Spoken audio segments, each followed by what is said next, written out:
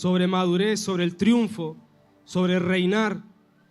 Esas 3 palabras. Y comencé a indagar más en eso, a pedirle mayor profundidad en el mensaje al Señor.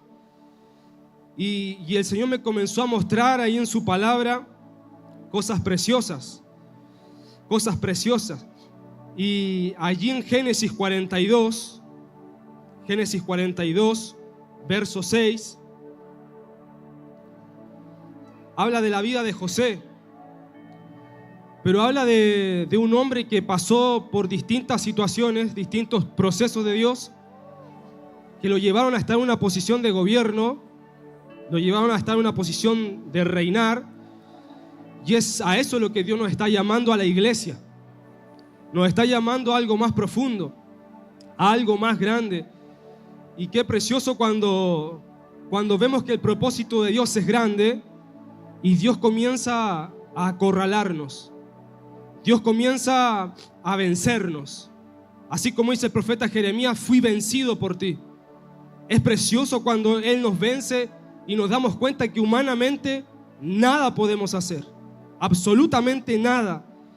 Y eso ha sido parte del proceso desde que nos casamos con Cristal, el 7 de octubre de este año.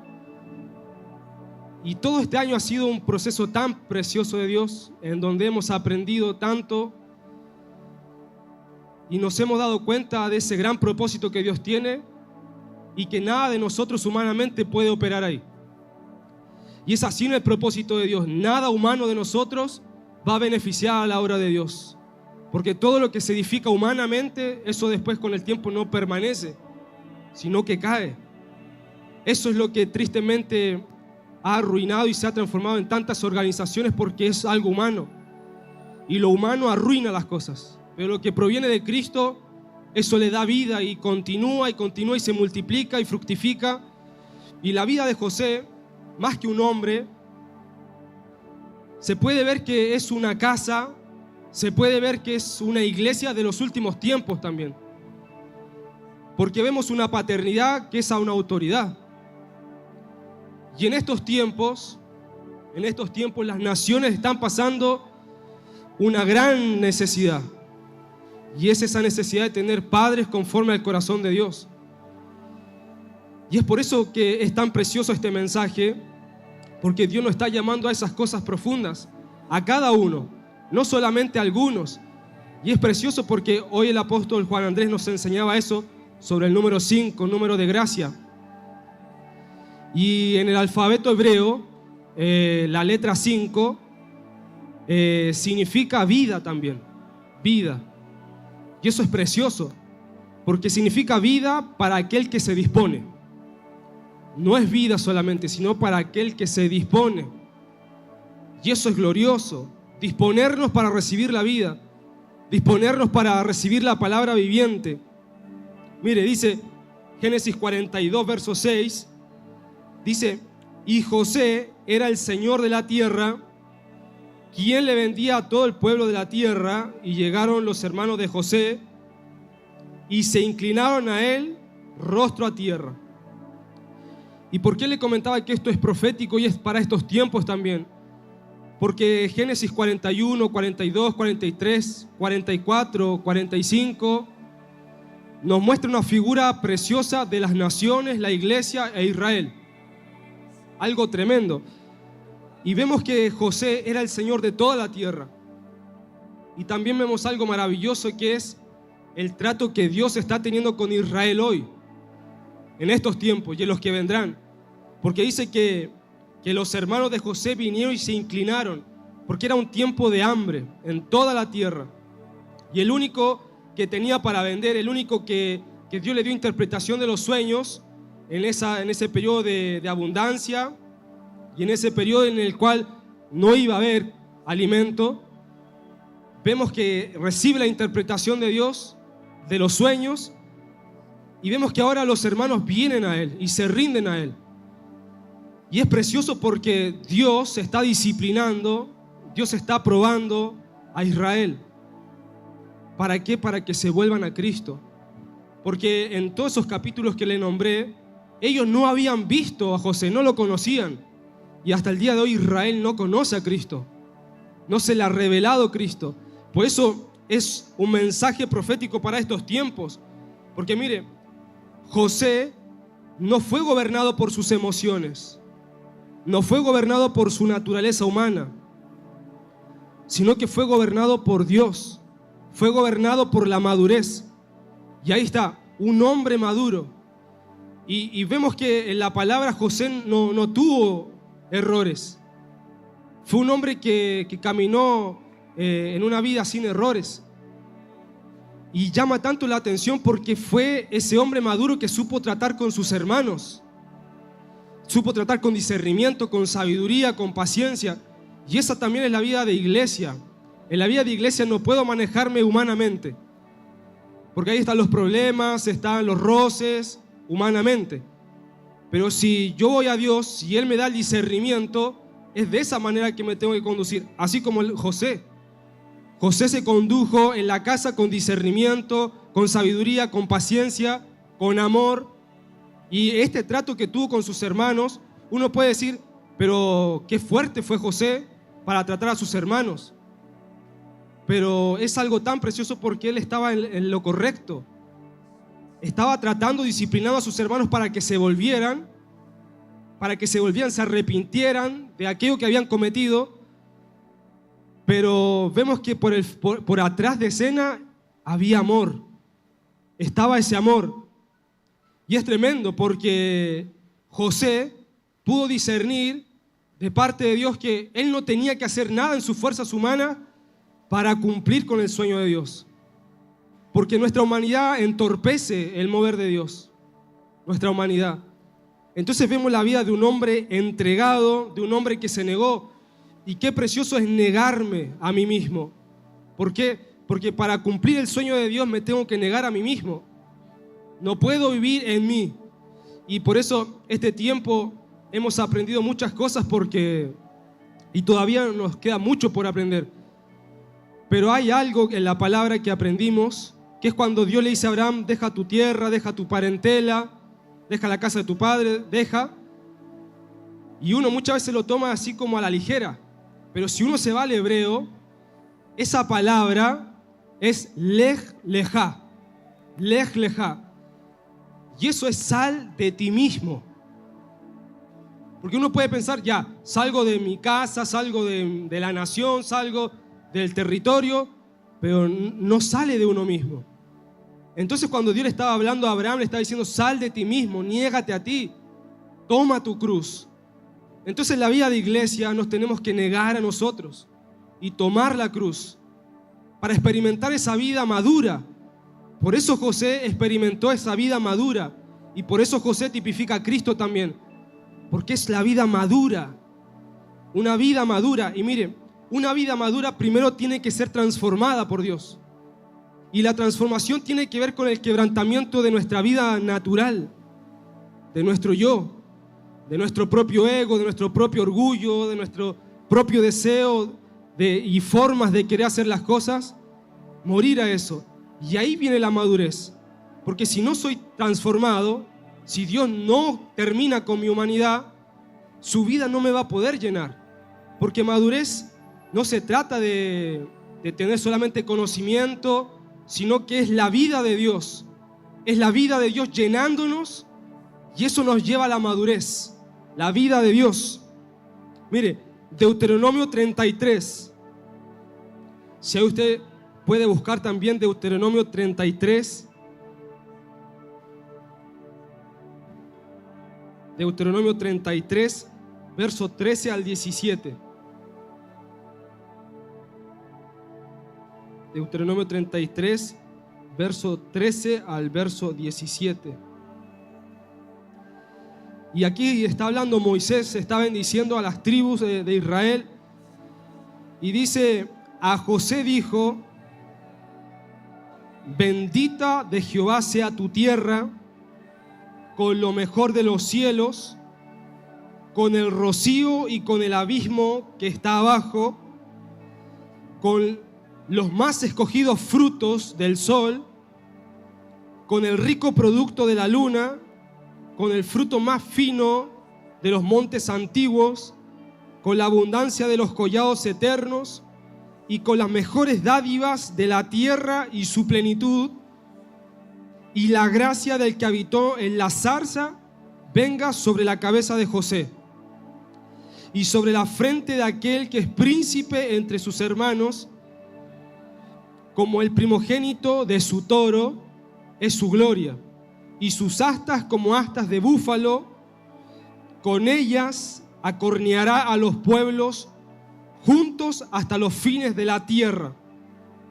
Ellos son los 10 millares de Efraín, y ellos son los millares de Manasés. Mire qué tremenda la bendición que Moisés le está dando a José, a la tribu de José.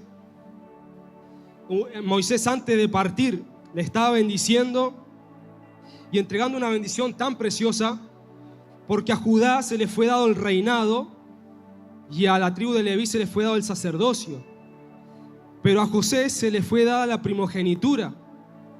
Dice los salmos, el derecho de la primogenitura lo tiene José, y se le fue dada la tierra por herencia a José, la doble porción. Y es precioso porque nos muestra un Cristo triunfante. Por eso yo, meditando ese día en el altar, triunfo, triunfo, madurez, triunfo, reino. Y ahí el Señor comenzó a alinear los pensamientos.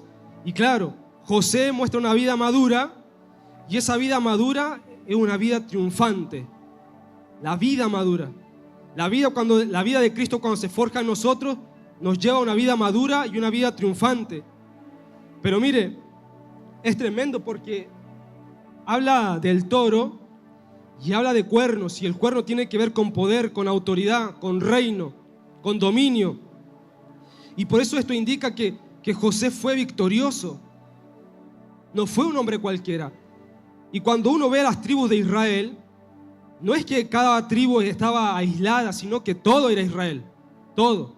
Y cada tribu tenía una expresión preciosa de Cristo, así como Judá en el reinado, Leví el sacerdocio, pero José tenía esta vida preciosa de un Cristo fuerte, victorioso. Y es eso lo que Dios quiere forjarse en nosotros, en esa vida de madurez, en esa vida triunfante, en esa vida reinante, que Dios quiere apoderarse de nosotros, forjarse en nosotros.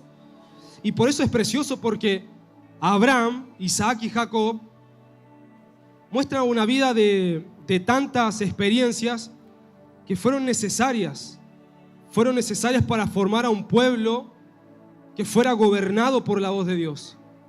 Era necesario.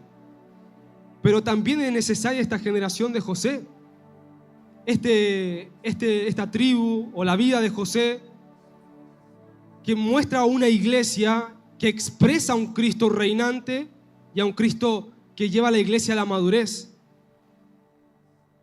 Por eso él tuvo esa capacidad para estar por encima de Faraón, como un padre de fe, un padre ministerial.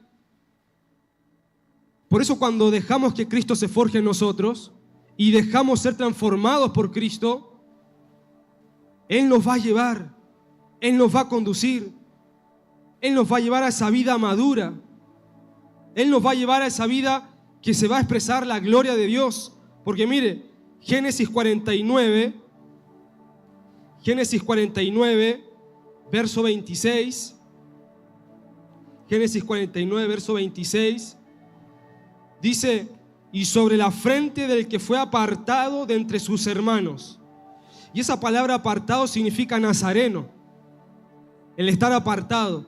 Entonces José fue un hombre apartado, un hombre nazareno.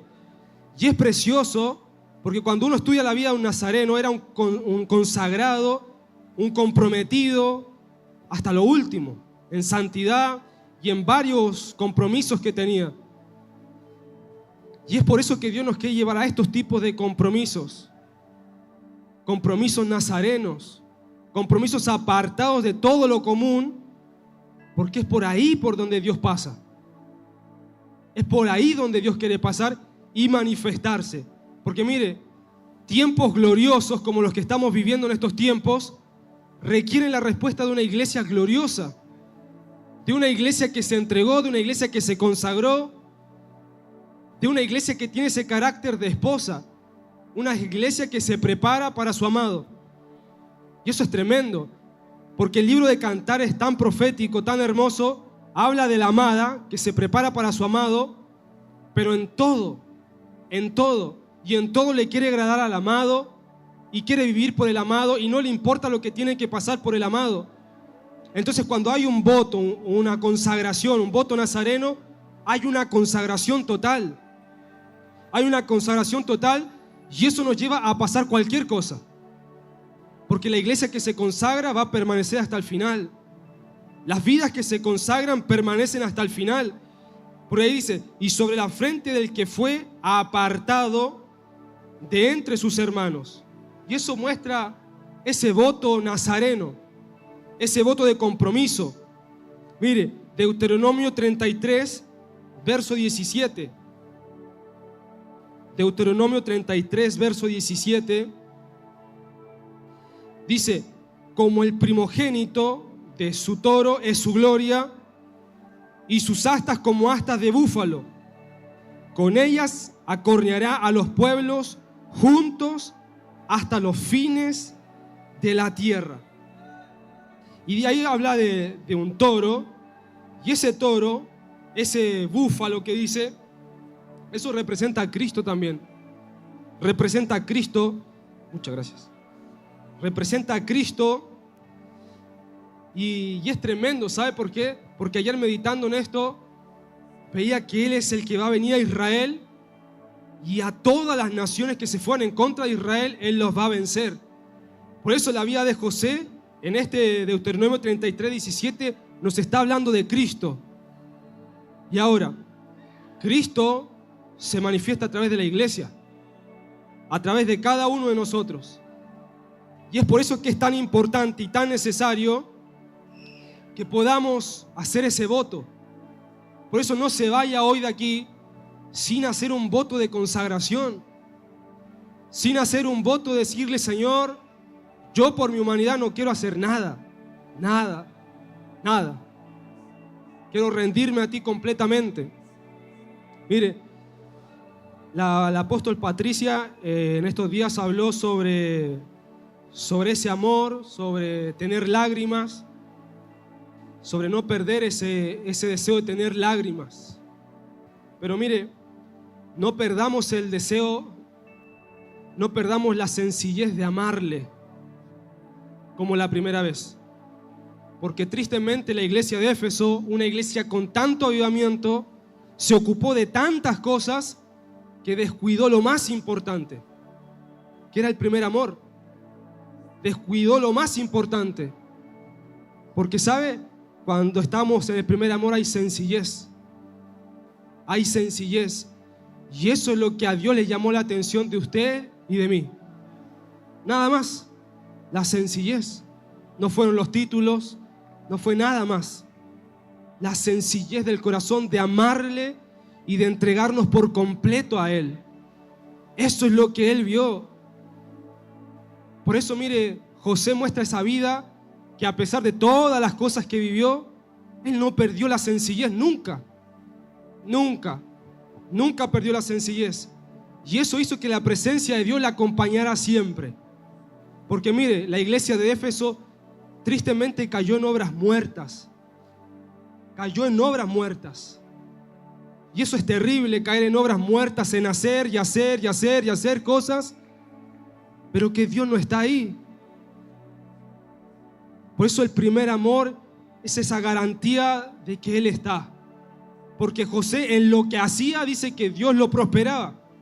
En lo que hacía. Y es por eso, mire, que ahí dice, habla del toro y habla del búfalo, dice. Y es maravilloso porque hemos estado intercediendo, orando mucho por Israel, muchísimo por Israel con mi esposa. Y ha sido tan precioso porque desde que nos casamos el 7 de octubre, 2 semanas antes, Dios me dio un sueño. Y en ese sueño, a alguien conocido de Israel él me decía en el sueño, ten cuidado porque va a entrar gente por todas las casas, me decía.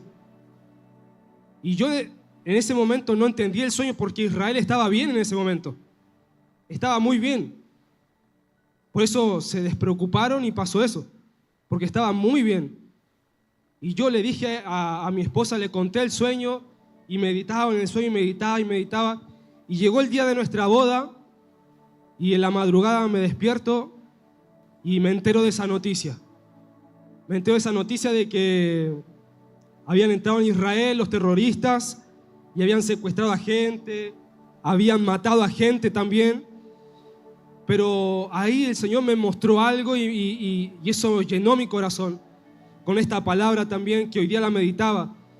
Porque todos están luchando por el Medio Oriente hoy en día. Todos. Todos están luchando por esa tierra de Israel. Porque Israel en el reloj profético va a marcar muchas cosas muy preciosas. Y todas las naciones dice que se van a levantar en contra de Israel. Pero dice que Él va a descender justamente cuando todos los enemigos estén rodeando a Israel. Él va a venir a defender a Israel. Pero esta palabra que está hablando aquí dice, y sus astas como astas de búfalo, con ellas acorneará a los pueblos juntos hasta los fines de la tierra.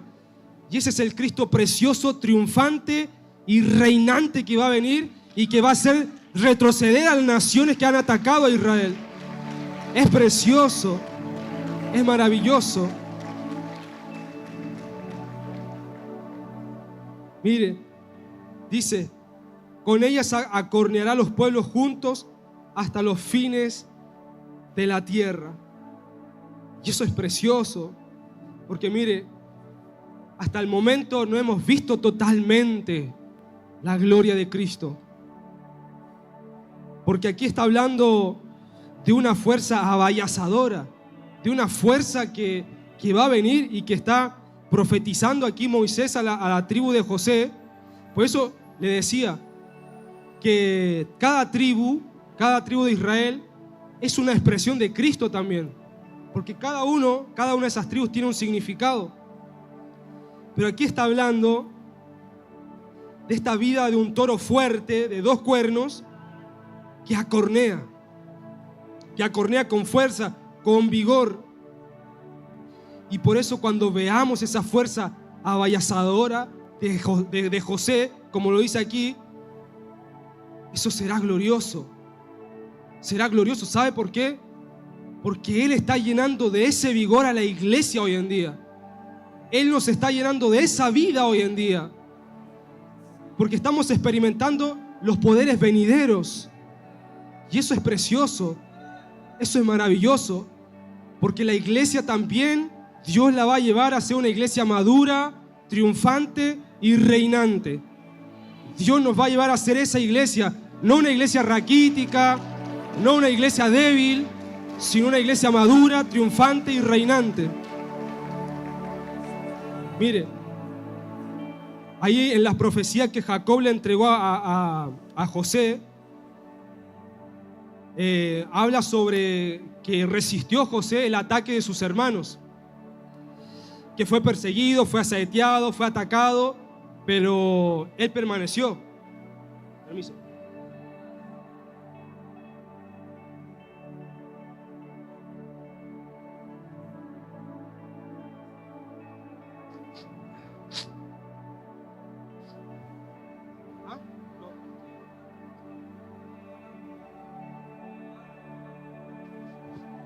Perdón porque estoy un poquito congestionado, pero mire, ahí cuando Jacob comienza a profetizarle a José, mire, ahí en Génesis 49, verso 24, dice, los brazos de su mano se fortalecieron.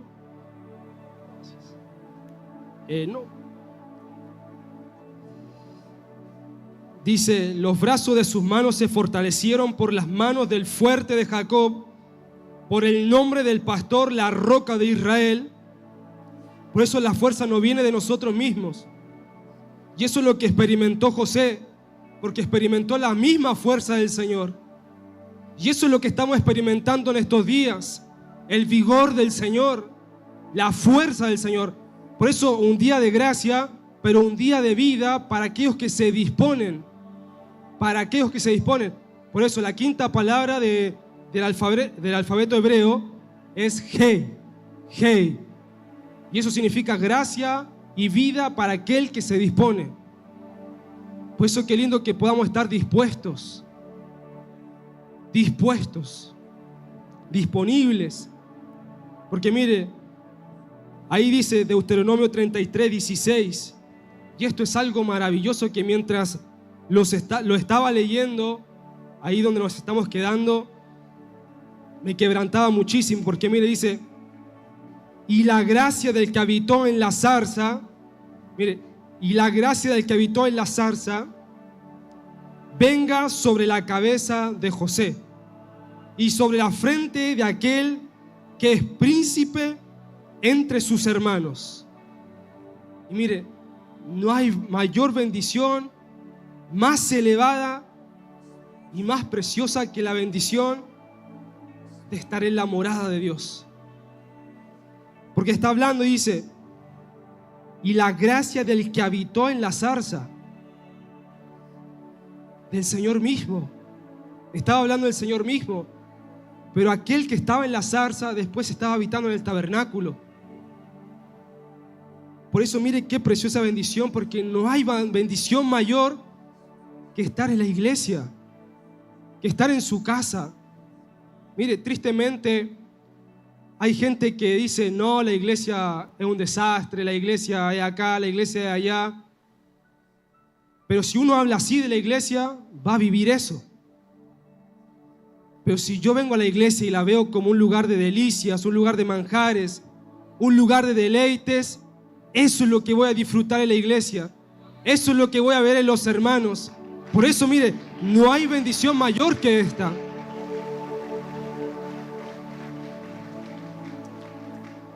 Porque dice la palabra que somos amigos del novio. Y leí un testimonio de un ministro que decía la iglesia aquí, la iglesia allá, la iglesia aquí, esto, lo otro, y se quejaba continuamente. Y el Señor, en un momento que él comenzó a orar, el Señor va y le dice, ¿qué te pasa con mi esposa? ¿Qué te pasa con mi esposa? Porque se estaba quejando. Por eso dice la palabra que somos amigos del novio. Y el apóstol lo ha dicho varias veces estos días. No es nuestra iglesia, es de Él. Es de Él.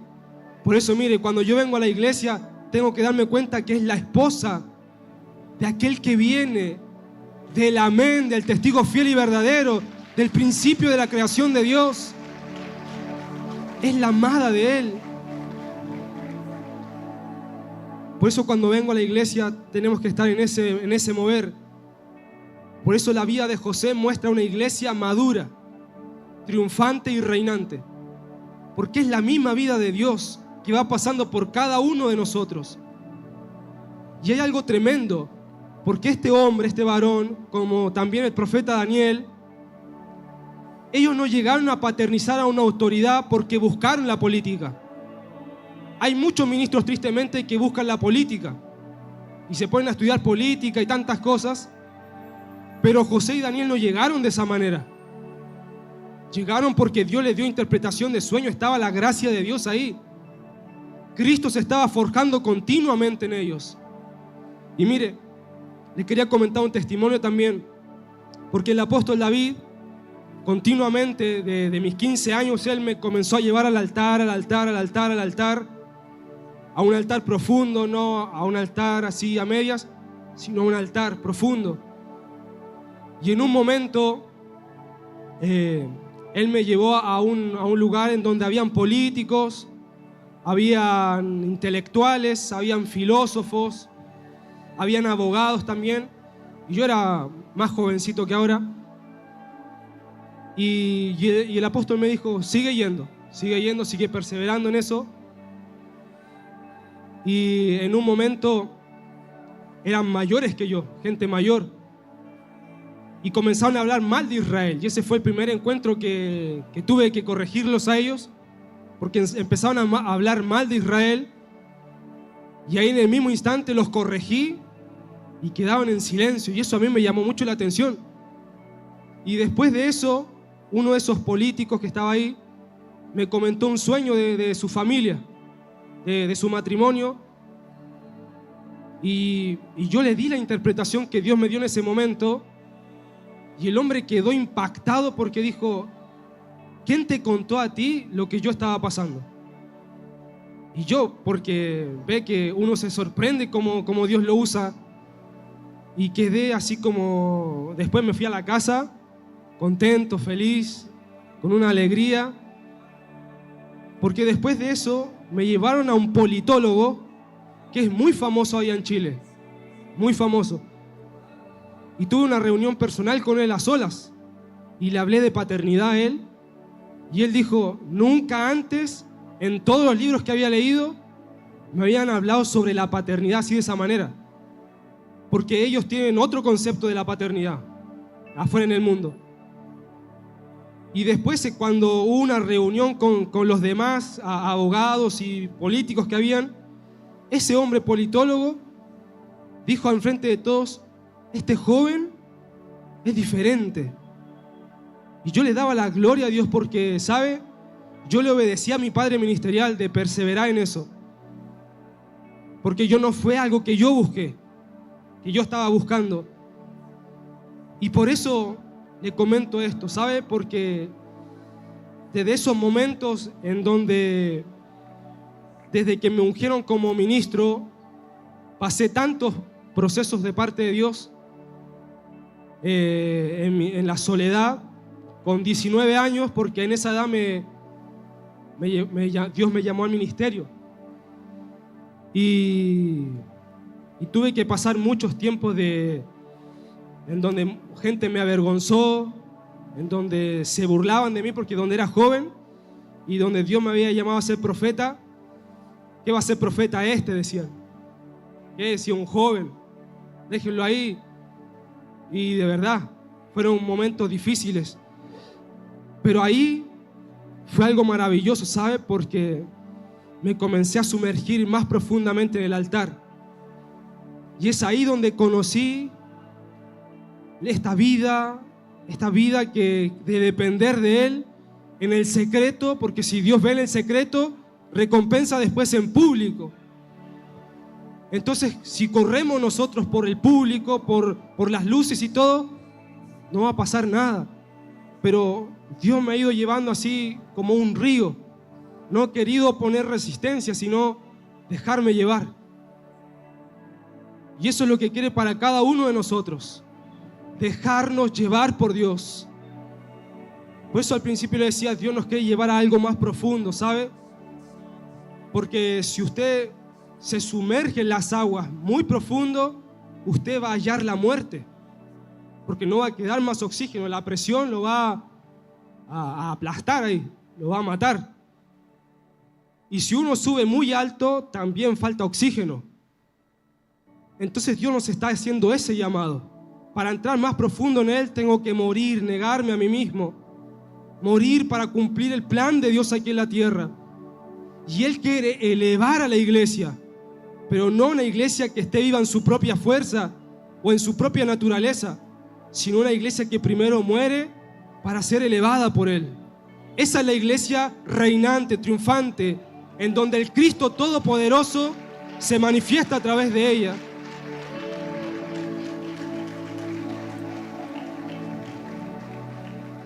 Así que yo le invito a que se ponga de pie con mucho amor y haga ese voto de consagración. Haga ese voto de consagración. Mire, el apóstol Rolón decía que era el último domingo del mes, el mes 11. Y el número 11 en el hebreo significa consagración, el número 11. Estamos en el mes 11, un mes de consagración. Estamos a punto de que termine el año, después queda el mes de diciembre. Pero ¿cómo quiero comenzar el próximo año? ¿Así una vida común, normal, o una vida consagrada? o una vida que quiere experimentar a este Cristo maduro, triunfante y reinante. Yo quiero esta vida. Yo quiero esta vida porque los que conquistan tienen vidas maduras, triunfante y reinante. El vigor del Todopoderoso que se infunda en nosotros. Así que yo le invito a orar y usted también ore ahí, haciendo ese voto con Dios, haciendo un compromiso con Dios. Padre, te damos gracias por este tiempo.